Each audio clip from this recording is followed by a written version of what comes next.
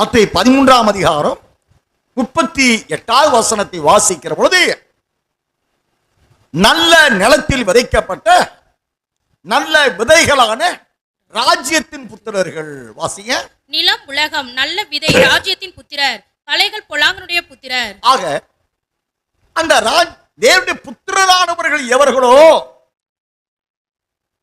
மணவாளன் வரும்போது வரும் காலத்தில் ராஜ்யமிட சபை ஆவியான எழுப்பி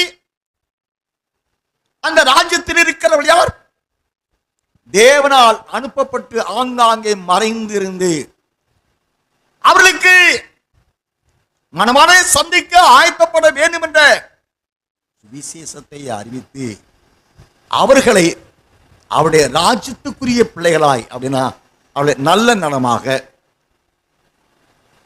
அவர்களை நல்ல விதைகளாக, அவர்களை மிகுந்த கனி கொடுக்கின்றவர்களாக,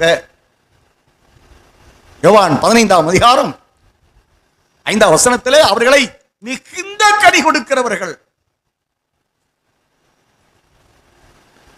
எசேக்கியேல் தீர்க்கதரிசி 47ஆம் அதிகாரத்தில் அவர்கள் கடக்கக்கூடாத நீச்சல் ஆழத்தின் காலத்துக்குரியவர்கள், ஆவிக்குரிய பூர்ண உபதிகளானவர்கள்.